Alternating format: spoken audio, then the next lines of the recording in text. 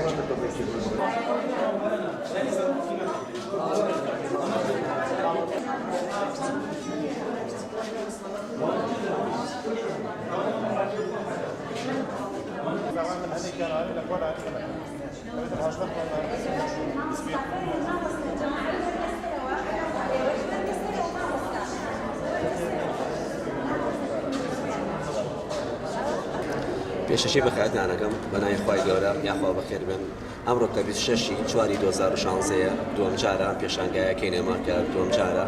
بەشی پیشەی قوتابخانەی موکری تێکەڵ بنەڕەتی دەستمان پێ کردووە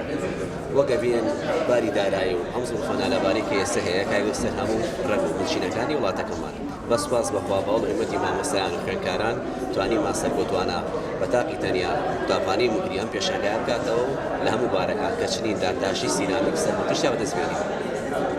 زۆر سوپاس وەک پێشمەرگە ئاساکانیشمان لێرەوە سێر هەموو شەیدانی کورد و کوردستان دانێنین پێشمەرگە ئاسا ئێمە کە ئەوانیشان لە ئێمە هیچمان لەوان زیاتر نییە ئەوان لە بەرخایان دەستن بە فیشەکە ئێمەش لێرە چەک و قەڵەم هاوچین خەباتن هەردووشیان ئێمە تەواوکەری ئەوانی ئینشاءالله ئێمە وەکو نەریتی ساڵانە پێشەنگای تایبەتیمان هەیە کە بریتیە لە ئیشی خوێندکاران یان قوتابیەکان و مامۆستاکان ئەم پیشەنگای کرێرا کرێت ساڵانای من نەریتە لێرە ئەیکەینەوە ساڵانی کە لە قاعێکی گەورە هەموو مەکتەبەکانمان کردو ئیم ساڵێمە بەتەنیا تەحەدایەم زوروفەمان کردو لەگەڵ مامۆستا و قوتابیەکان ئەمامە دروست کردو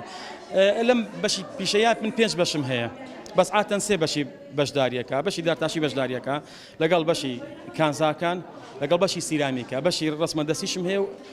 کارەباشم هەیە ئەمانە نایەنە زمنی معرزەکەەوە پێشنگاکەوە ئەمانی کە لێرە ئێوای بینن هەمووی من خۆم گەڕاوم بچمە لە دارتاشانی کە پێویستیان بە مەواد نییە